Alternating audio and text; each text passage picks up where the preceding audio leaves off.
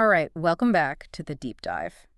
Today we are taking on something truly ambitious. We're diving into a document that seems, well, it seems like it was written specifically to be impossible to understand. That is putting it mildly. Yeah. This thing is a linguistic fortress. It's not just academic. It's aggressive. Yeah. And it's pretty insulting to, everyone involved. Everyone. And when I say academic, I really mean maximalist. Just get a load of the title. This is from a writer named Red Harrington, and the title is, are you ready for this? I don't know if I am, but go for it. A definitive report on the hypertrophic pseudo-paradoxicalizationality and anthropotropicity of the YouTube I was wrong content fad, a parafloxinationality of digital credulity. Wow. Yeah. Just the title is a weapon, isn't it? The number of syllables. It's like he's trying to exhaust you before you even get to the first sentence. Exactly. It's this apeirosyllabicality, this endlessness of syllables. That's just a huge barrier. And our mission really is to translate that, to break down this wall of words and figure out what Harrington is actually trying to say about this YouTube trend. Right, because if you've ever seen a big YouTuber post one of those dramatic apology videos and you've thought to yourself, is this real? Then this deep dive is definitely for you. We're going to unpack it. And we're going to focus on the two big, scary words Harrington uses. Yeah. Pseudo-paradoxicalizationality and anthropotropicity. They're the keys to understanding this whole cynical strategy. Okay, let's just dive right in and define the core thesis, because Harrington does not hold back. He claims these I was wrong videos are not genuine, not at all. No. He says they're a profoundly cynical trend, and they're built on that first word, pseudo-paradoxicalizationality. Which, that sounds like a typo, but it's the core of his whole argument, right? False paradoxicality. Exactly.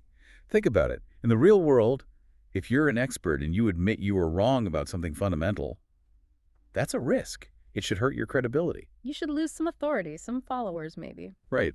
But on YouTube, the complete opposite happens. A huge creator admits a failure. And what happens to their channel? It explodes. It blows up with growth. That's the false paradox.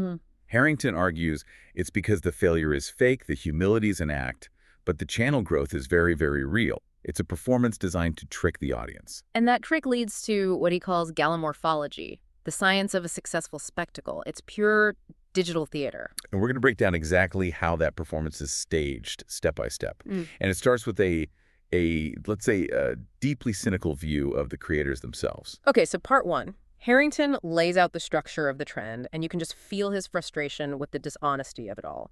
He calls it a masterclass in a paradox communication. Right, which sounds like just talking forever, but it's more specific than that. So what is it? What does he mean? It's about the delivery. He calls it a paradactylic rhetoric, which basically means using a ton of words, very complex language, a lot of emotion. To do what? To intentionally hide a core of what he calls irredeemable sub-trivia. So, it's a smokescreen. A verbal smokescreen. You say a whole lot of serious, important-sounding stuff to disguise the fact that the thing you're confessing is completely meaningless. Precisely. The production value is high, the creator's tone is somber, they look like they're bearing their soul, but the actual substance, the thing they were wrong about, is tiny. And he says the creators aren't just making content, they're practicing, get this, calculated artificentia. Strategic fake sincerity. It's not a moment of reflection. It's a pre-planned content strategy from start to finish. And it's a strategy aimed directly at a weakness in the audience, which he calls their inherent pusillanimiconiae. Yeah, and that is a brutal term. It sounds brutal. What is it? It's basically a fancy term for a kind of small-minded weakness or maybe extreme gullibility. It's the audience's deep-seated need to be tricked, to accept this performance because it makes them feel good to offer comfort. So the creators are exploiting the audience's desire to be compassionate. That's his argument. And he's so sharp in his criticism of them that he doesn't even use modern insults. He reaches way, way back. Oh, yeah. He calls them snollydosters, rakehells, and mountebanks. I had to look those up. I think we all did. He's basically calling them unprincipled grifters, scoundrels, and charlatans. He's framing them as con artists running a scam on the platform. Wow. It's an aggressive way to start a report. Okay, so we've got the foundation. Cynical creators exploiting a gullible audience. Now let's get into the mechanics. The first step, engineering the click, or as he calls it, highfalutinification. Right, and this is all about the packaging. The whole thing lives or dies on those first few seconds of interaction. The title, and of course the thumbnail. And he has a term for the thumbnail design too, doesn't he? It's not just clickbait, it's gongorical-lubrelacted thumbnail design. Yes, which is just a wonderfully over-the-top way of saying it's shiny, dramatic, and excessively emotional. So we're talking about the classic YouTube face, right? The creator looking like they're in agony, maybe crying, with huge bright colors and giant red arrows pointing at nothing. That's it exactly. Visually loud, emotionally manipulative. It's engineered to make you stop scrolling. And the title does the same thing. He calls it a pugnacious science approach. A fighting word style of design. Yeah, using extreme hyperbole, that highfalutification like, I was wrong about everything, or this is the hardest video I've ever had to make. And that hyperbole is what creates this massive curiosity gap, isn't it? You see that title and you immediately think, wrong about everything. What could possibly be that bad? You feel like you're about to witness a professional meltdown, a real crisis. Yeah. And that feeling is so powerful, you have to click. It's irresistible. And here's where it gets really clever. That click, that curiosity, it doesn't just trap the viewer, it traps the algorithm itself. This is the algorithmic trigger. Harrington is super specific about this.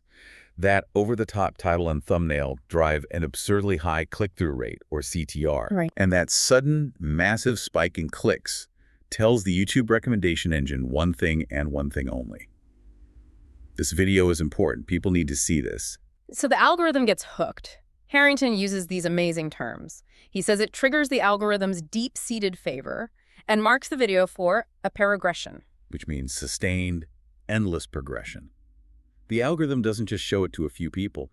It puts the rocket fuel in and sends it viral, based only on that initial click performance. The creator is basically inducing a state of paraphoria in the metrics. Making the algorithm drunk on its own success. Yes. It thinks it's found the perfect video because everyone is clicking on it. And he says the title acts as a teleportmanteau. A great word. It teleports the viewer to the content, but the quality of the destination doesn't matter. It's all about the journey, or rather the click that starts the journey. So if the goal is just to make the algorithm happy, the content itself doesn't actually need to be good. It just needs to be clicky. Precisely. And Harrington's final brutal judgment on the audience in this first phase is that their gormless susceptibility is what makes it all possible. Their lack of sense. He's really not a fan of the audience, is he? Not at all. He basically sees them as complicit because they keep falling for the same trick, clicking on the bait without ever demanding that there be substance on the other side. Okay, so step one is a masterclass in packaging, tricking the human and the machine into a state of hype. But then, what happens when you actually click? When you're in the video expecting this world-shattering confession? Well, this is where the whole thing comes crashing down. This is where the highfalutification meets the reality. And Harrington says the content almost immediately descends into profound, infinitesimal triviality. The big promise of the title is just not there. Not even close. And the concept he uses to describe this bait and switch is probably the best word in the entire report. Nugacine transmogrification. Okay, that's a spectacular word. Let's break that one down. It's a perfect word for it. A nugacity is something totally trivial, worthless. And transmogrification is, transforming something into a different, often grotesque form. So it's the act of transforming something utterly insignificant into this grand, important, professional confession. Exactly. You click on, I was wrong about everything. And you're expecting, I don't know, a business guru admitting their entire philosophy is a scam. Right. Or a product reviewer admitting a flagship product they recommended is actually dangerous. Instead, you get the tech creator who spent a year saying phone A was the best, now making a 10-minute tearful apology video because actually phone B has a slightly better camera in low light. That's Nugacite transmogrification, turning a tiny subjective preference into an act of public self-flagellation. Harrington gives a few examples of this, right? Like retracting a sesquipedalian opinion on a niche product. A long-winded, overly complicated opinion that, frankly, no one really cared about in the first place. Or maybe clarifying a small paralogism, a tiny flaw in reasoning from a tutorial they made 5 years ago. It's a microscopic error. It costs them nothing to admit it. And that's the point. That's the core artificentia, the strategic fake sincerity. The triviality is the most important part of the strategy. He calls the creators dotty poles and flapdoodles for doing this. Which are more old-timey insults for simpletons and nonsensical people. So why is the triviality so key? Because it's completely safe. It allows them to perform vulnerability without any of the consequences of being truly vulnerable. The creator gets to adopt this tone of profound, almost lacrimosa vulnerability. Acrimosa, tearful emotion. Yes, they can look you in the eye, voice cracking, and deliver this incredibly emotional confession over a mistake that is, at its core, meaningless. It's what he calls performed valitulentism. A theatrical display of sincere contrition. They get all the emotional credit for being brave and owning their mistakes without ever having to risk any actual professional opprobrium or damage to their reputation. It's a genius loophole. You tap into the audience's natural generosity, that pusillanimiconium, without putting any of your actual career or income on the line. It's brilliant risk management. The content stays safe, it's not controversial, and it stays within what he calls profitable non-committal opacity.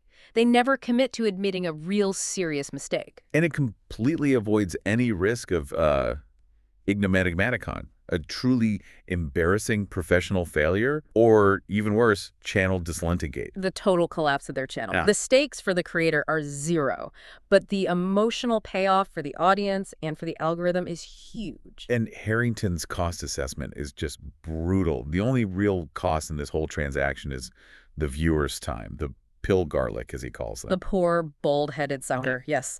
Their attention is monetized for 10, 15 minutes, and in return they get no actual mirificent insight, no wonderful, stunning new knowledge, just an apology for nothing. Okay, so we have a perfectly packaged delivery system for a substance-free confession, all designed to maximize emotional reaction while minimizing risk.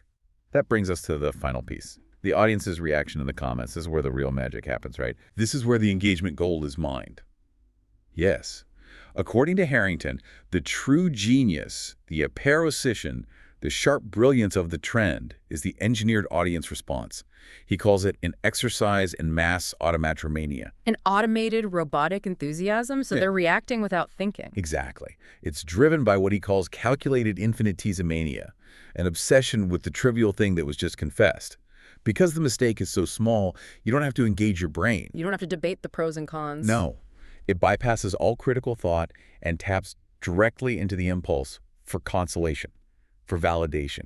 It makes the viewer feel good, feel righteous for being so forgiving. And that's what triggers the cascade of effusive adulation. The comment section just explodes. It fills up immediately with effusive adulation mania and blandishment mania. You've seen these comments 1,000 times. It takes so much courage to admit you were wrong. This is why I respect you so much. You're so brave for making this video.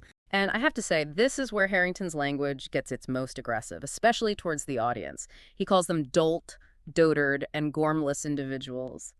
It's really harsh. It is. I think his frustration just boils over here. He believes that by accepting this performance at face value, the audience is demonstrating a total failure of what he calls senintellectualism. Intellectual guardianship. Right. They're failing to guard their own minds against obvious emotional manipulation. So he calls them muggenprats and hottie-dotties. Yeah. Basically, fools and simpletons who are easy to trick. But whether you agree with the insults or not, that collective reaction is what fuels the whole thing, right? The audience engages in this spontaneous act of fopdoodleification. That's the heart of it. Fopdoodleification. The act of treating the creator, the fopdoodle, the fool, like a hero. They validate this empty, pulchritudinous display of humility. They reward the performance with unearned praise. Because the creator's fake sincerity, their pseudo-lacrimation, is just so effective. It is. And the audience, who he calls clodpoles and ninny hammers, More insults. they accept it as genuine because it allows them to participate in a positive, emotionally rewarding event. They become what he calls lubberworts, slow, clumsy creatures offering this uncritical praise. Which creates a self-sustaining flumdoodle of positive reinforcement. A storm of foolish nonsense, yes. Yeah. A feedback loop of validation.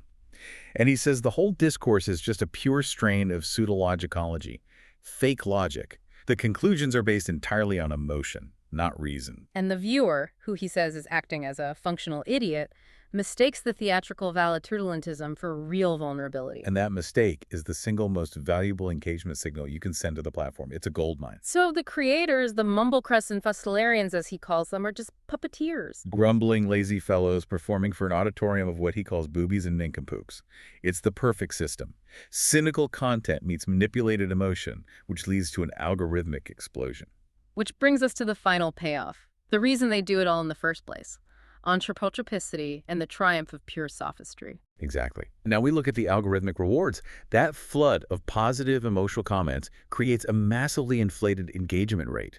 It's what Harrington calls a synergistic muckfacentia, A messy confession. a fusion of low-quality content, the muck with the messy but powerfully positive audience reaction. And that combined signal tells the algorithm that this video is a must-see discussion-generating asset, a true generator of spectrobuzzins. Spectrobuzzins, viral energy. It glows with success because it creates endless interaction without anyone having to actually think. And that leads to what he calls high apero attention, infinite attention. The comment section becomes its own ecosystem of discussion, which keeps people on the page longer, which leads to more views, more subscribers, a longer algorithmic lifespan for the video. And the really harsh truth in the report is that the viewers, the ones he insults, are the ones providing the fuel. Their simple emotional reaction is the resource being harvested by the flippity-gibbet creators. It's an incredibly efficient system. The efficiency is key here. Think about how easy this is to produce. Right. It's just a talking head video, no complex editing, no special effects. Minimal effort. You need a camera, a mic, and a script about a trivial mistake. No nanofabrication or huge team needed. It allows for a rapid-fire deployment. Low effort, high reward. It's the perfect content model. And that's what he calls an efficient, apparidot implementation of heuristicidalism. It's the perfect application of a simple rule. Perform minor vulnerability, get major engagement. So the whole thing is a triumph of what he calls sophistragonum, the art of deceptive argument, perfectly optimized for a platform. And it's an argumentum ad populum, a direct appeal to popular emotion. It's a calculated automatrontology, a total reliance on the platform's automated responses, all disguised as sincere self-correction. And this all leads to a state of artificialated subtelligence. But artificial intelligence of content, yeah. Yeah. Optimized purely for the metrics. And that's what guarantees continuous anthropotropicity. The ultimate goal, the tendency to keep moving up the trending lists. The whole phenomenon, he concludes, is meta-blatherskiteria, charlatan-like, deceitful rambling that just works. Wow. And he finishes this whole section with one last summary critique of the creators, right? Yeah, he was lit up. He says they operate with the cynical efficiency of a snollygoster, that they embody ultra-crepidarianism, proclaiming massive expertise on something totally trivial. Making a mountain out of a molehill. The biggest mountain out of the smallest molehill imaginable. And the format is so simple, even the most incompetent lubberwort or pill-garlic creator can pull it off. It's a calculated appeal to the audience's willingness, their pusillanimiconiae, to coddle a performing ninny hammer. It's just a devastating breakdown of the entire system. He tears apart every single cynical layer of this performance, and just when you think he's done, he pulls a rug out from under the entire report. And this is where it goes from a critique to something else entirely. Performance art, maybe? Okay, so listener, brace yourself. Because after all of that, after thousands of words of methodical dissection, and frankly, a dictionary's worth of insults, Red Harrington arrives at what he calls the inevitable quiddity, his own massive error. The meta-twist. He confesses that his entire argument, this masterpiece of aperosyllabicality, is based on a fundamental sesquipedanticism. A reliance on big words to mask his own failure. He says the whole document is built on a grand structural ignomigmatism. A monumental error, yes. He's saying that his entire 6,000-word critique of fake apologies is itself a huge mistake. How? I mean, how does he justify that? He says he suffered a failure of heuristicidalism. His own method failed him, and it was compounded by his own moment of pusillanimiconiae. He admits that he, too, was easily duped by the surface-level appearance of the trend. So he was wrong about the fundamental artificentia, the real nature of the I was wrong video? Completely. He says he saw the automatrontology, the simple mechanical triggers, but he missed the true spectrobuzzins driving it. He thought it was just a cynical trap, but he missed a deeper, more univocal-laptic truth. A unified, compelling truth. He's saying the videos aren't a cynical trap. He's saying he was wrong to think that. He publicly retracts the worst of his insults. The claims of flumdoodle and crackpotentiosity that he leveled at the viewers and creators. He's apologizing to the pillgarlics and the mumblecrusts. Yes, he says his judgment was clouded, that the real error, the muckerment that he has to own, was in his own circular reasoning, his own circulus in demonstrando. He admits he fell into his own intellectual trap. So his whole focus on the pseudo-paradoxicalizationality, the fake paradox, that was the mistake. That was his big mistake. He says he was so focused on the cynical mechanics that he missed the genuine philosophical core of it all, the real community-building aspect of public self-correction. And this leads to his grand revelation. He says he had a mirificent epiphany, an absolute chrysopoeia of thought. Turning lead into gold, yes. And that epiphany was that the triviality he mocked was actually just a disportmanteau or disguise for a deeper truth about modern engagement, that this whole performance is what digital community actually is. So he concludes, they were right all along, and his entire incredibly detailed analysis was just wrong. But then comes the final knife twist, the thing that makes you question everything. Final act of pseudo-lacrimation. His own performance of fake tears. Yeah. He apologizes for his report being wrong, and then he says, and this is the key, he says that in this apology, he hopes to display the sincere lacrimose emotia needed to get the algorithmic favor and adulation the mania that he has now confessed he is also seeking. Unbelievable. So the whole thing, the report, the critique, the insults, and now the retraction, it was all a performance. He did the exact thing. He spent the entire report criticizing. He weaponized his own supposed error for engagement. It's the perfect self-consuming paradox. The report that critiques performance-based humility becomes the ultimate example of performance-based humility. It is a flawless piece of mounted blatherskateria, designed from the ground up to get attention. He became the ultimate snollygoster. So we just spent all this time analyzing a report that was itself a stunt, a brilliant content loop. But, and I think this is the key takeaway for you, the listener, the mechanism he described is real. The psychology, the terminology, the algorithmic triggers, all of that is a deadly accurate map of how this stuff works. Absolutely. The performance may have been a setup, but the knowledge is genuine. You now know what Nougat transmogrification is. You know how a paraphoria is triggered in the algorithm. You have the tools to see this cynical structure wherever it appears. The mechanism is the lesson. The lesson is that these platforms reward performed vulnerability. They reward a type of failure that creates an emotional spectacle, not one that demonstrates genuine competence. Harrington just proved that the strategy is so powerful, even the person critiquing it can't help but use it himself. Which leaves us with a final, really provocative thought. If the most sophisticated, detailed critique of a cynical strategy is itself just another part of that same cynical strategy, then what does that say about our ability to have a genuine conversation? Is objective analysis even possible on a platform driven purely by anthropopropicity? Can anyone ever really step outside the game? Or is the only strategy left just an endless, profitable loop of performance critique and then apology for the critique? Something to think about the next time you see a creator with a tear in their eye. Thank you for joining us on this very, very strange deep dive.